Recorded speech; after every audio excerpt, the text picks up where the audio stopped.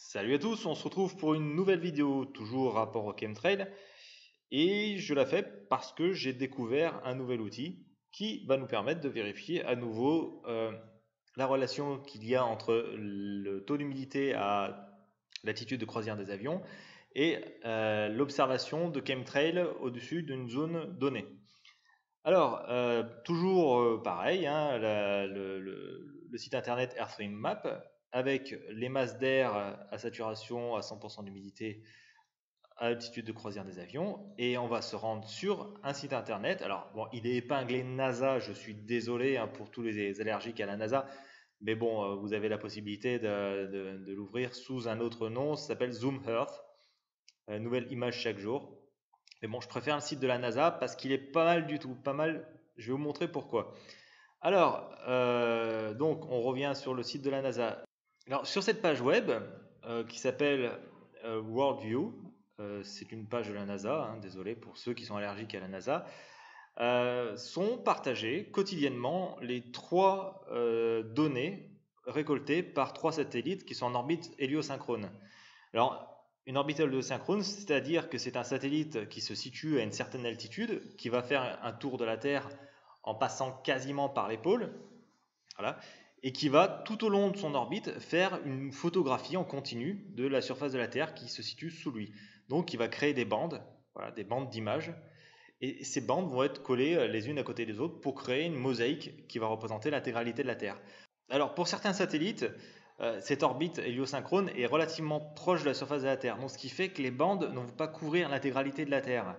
C'est-à-dire que plus le satellite va être proche de la Terre, moins son champ de vision, moins il pourra observer une grande partie de la surface de la Terre. Il a un champ de vision qui est réduit, comme nous, on a un champ de vision, je crois, qui est quasiment pas de 180 degrés, mais de 160 degrés à peu près, hein, de part et d'autre de notre visage. Je ne veux pas dire de bêtises, c'est à vérifier ça, hein, parce qu'il est fort probable que je dise une connerie. Euh, le satellite a un champ de vision pareillement limité, donc ce qui fait qu'il va balayer la surface de la Terre et puis il y aura des vides. Bon, bah, voilà quoi. Quoi qu'il en soit, on a la possibilité d'afficher trois satellites, donc le satellite Terra Modis, le satellite Aqua Modis et le satellite Xiaomi NPP. Donc celui-ci est plus proche de la Terre, la résolution, bien il a une caméra avec un champ de vision beaucoup plus large, donc les images couvrent l'intégralité de la Terre. Alors, chaque jour, vous aurez une image de la Terre, une image différente de la Terre. Voilà, hein. Et puis pour le jour même, l'image, elle se constitue avec 3 heures de retard à peu près. On va mettre le 22. Voilà, le 22 pour le satellite Xiaomi. Voilà où on en est. Pour le satellite Terra Aqua Modis, voilà où on en est. Et pour le satellite Terra Modis, voilà où on en est. Voilà, vous vous rendez compte, il y a des manques. Bon, voilà, l'image se constitue en temps réel, hein, au fur et à mesure. Donc voilà, avec ces satellites, vous n'aurez qu'une image de la Terre par jour. Voilà. Contrairement à un satellite d'observation de météo, ces satellites sont faits pour observer, pour faire un diagnostic de la Terre, de l'intégralité de la Terre tous les jours. Voilà, une image complète de la Terre tous les jours. Par exemple, c'est un satellite qui est employé pour suivre la progression des incendies, pour suivre la progression de chute de neige, pour suivre par exemple l'avancée d'un cyclone ou bien d'iceberg, enfin, tout ce que vous voulez, quoi, tout ce qui se passe à la surface de la Terre est observé avec ces satellites. Et c'est absolument génial, hein. Vous observez plein de trucs avec ce truc. Euh, Par exemple, ma mère m'a envoyé une photo le 20 ou le 19 donc de chez elle. Je vais partager la photo.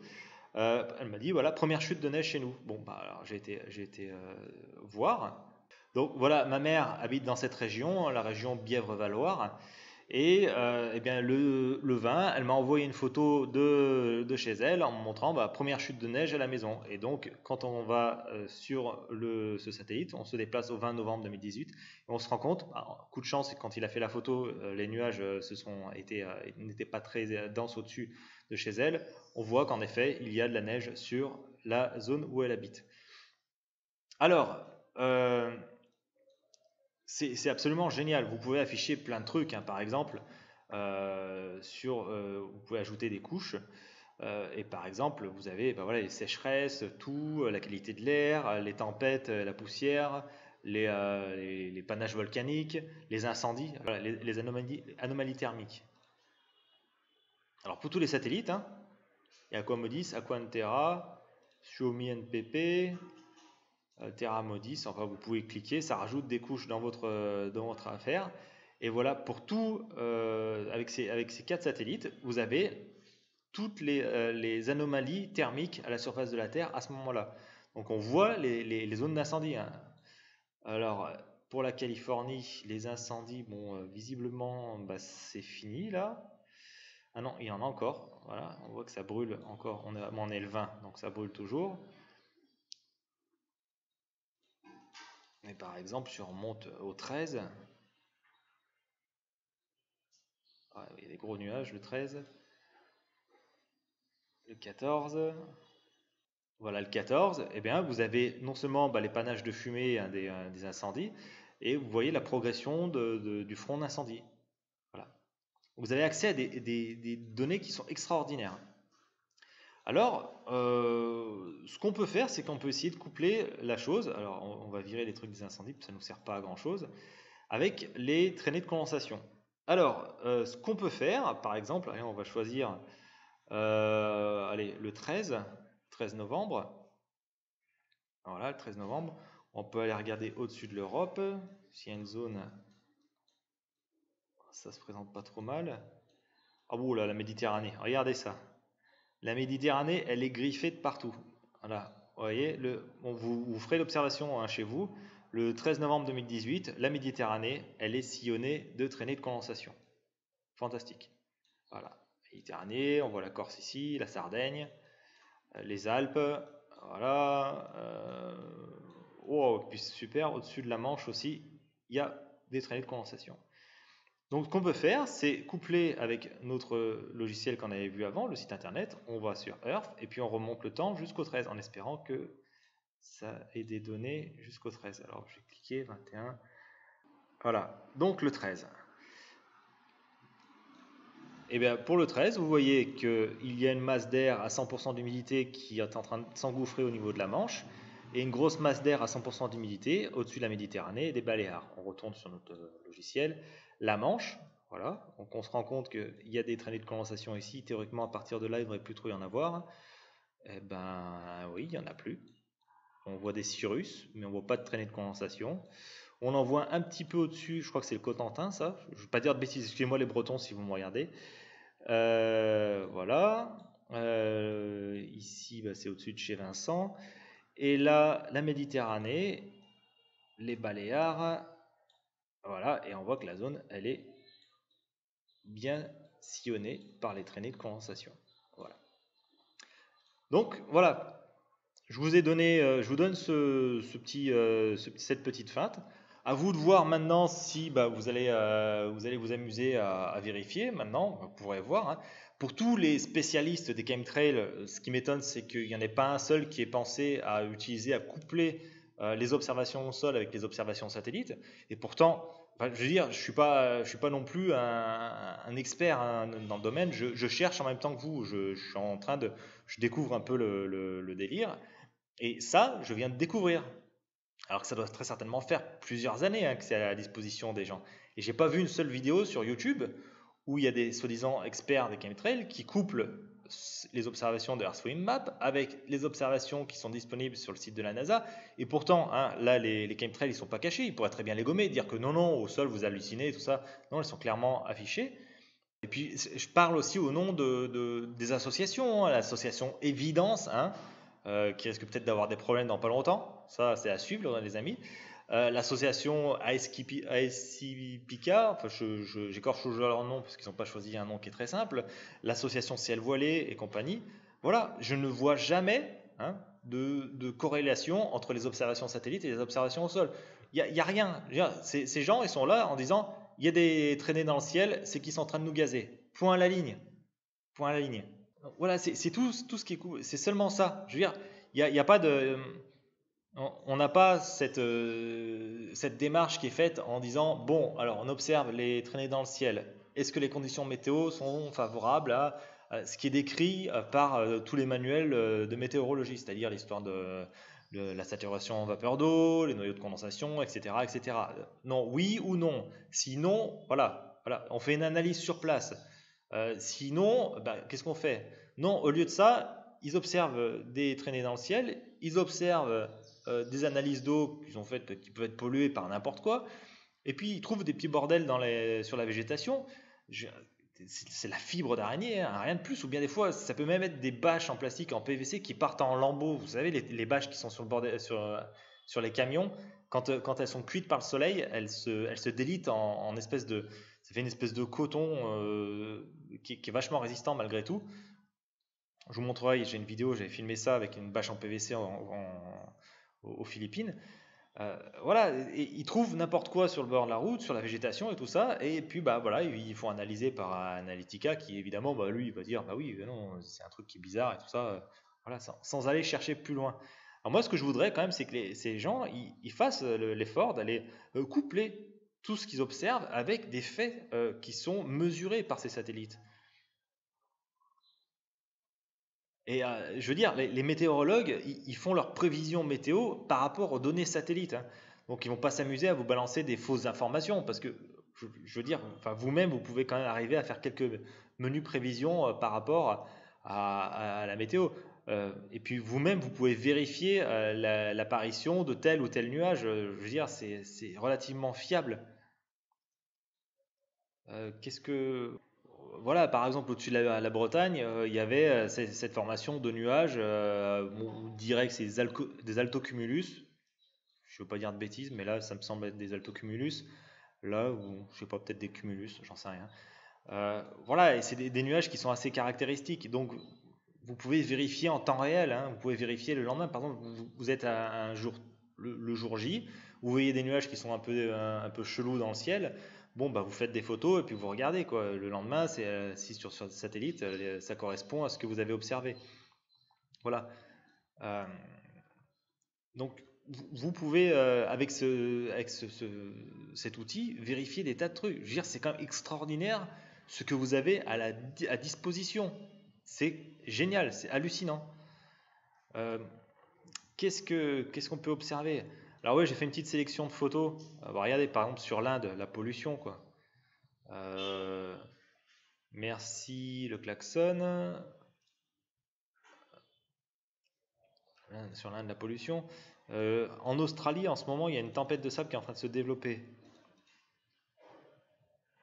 Le 21. Donc ouais, il y a une belle dépression.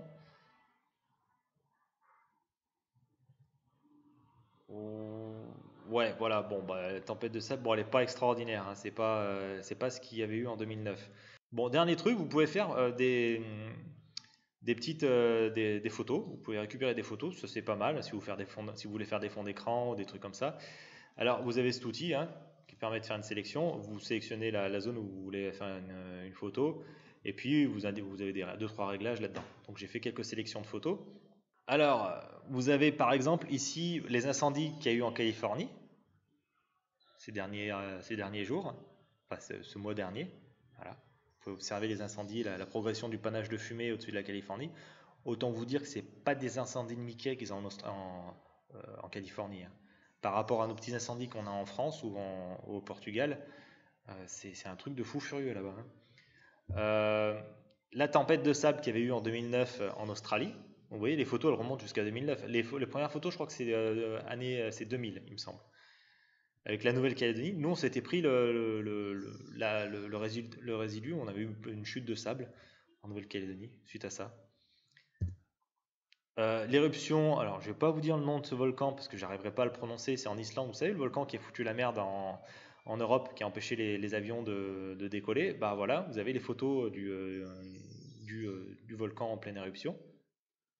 Alors, vous irez chercher les dates, hein.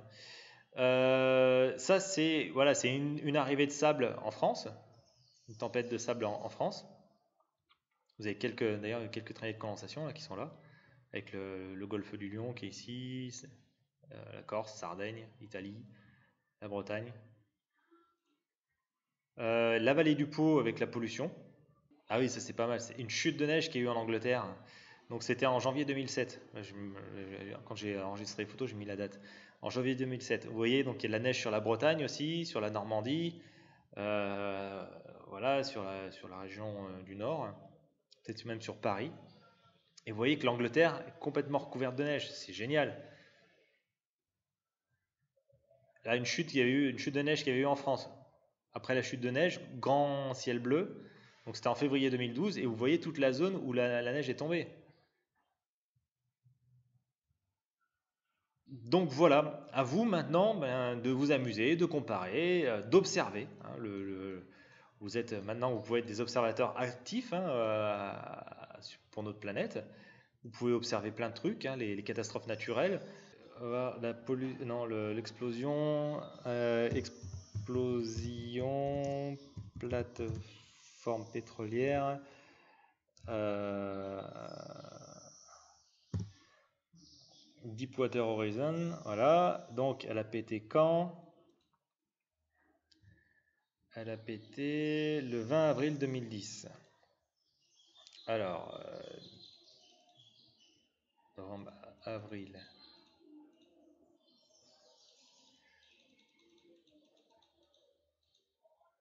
On va mettre le 21 avril 2010. Golfe du Mexique. Je crois que c'était pas loin au large de la Nouvelle-Orléans.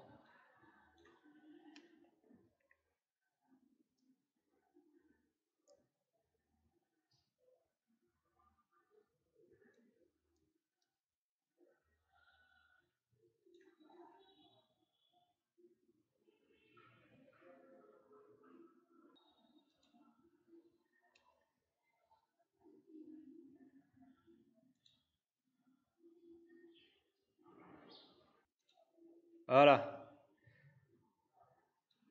voilà, Deepwater Horizon, la plateforme qui est en train de cramer. Vous voyez, c'est quand même extraordinaire. On a accès à ces images. Ça doit être, je sais pas. Ah oui, bah voilà, la marée noire qui est en train de se former. Nuages. Non, c'est délirant ce à quoi on a accès.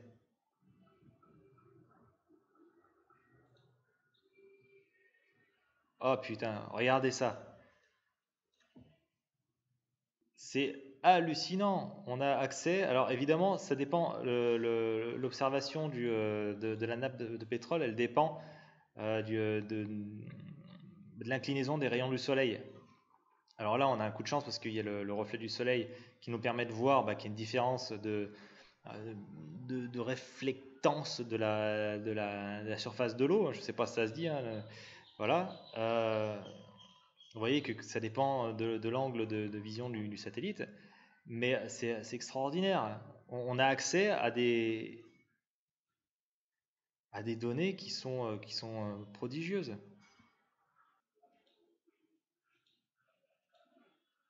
Hop, c'était une journée avec 100% d'humidité là. Regardez ça.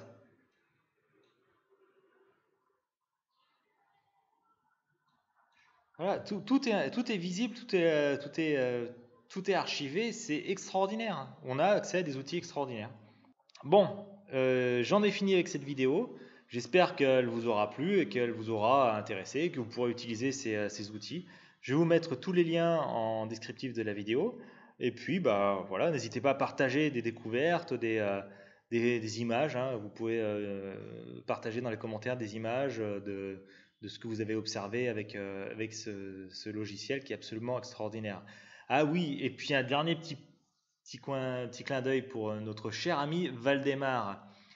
Alors, sur ce logiciel, vous pouvez afficher des projections antarctiques ou arctiques. Alors, en avril, c'est pas terrible parce qu'il n'y a pas tellement de soleil en Antarctique. Mais par exemple, on va se mettre en novembre, décembre.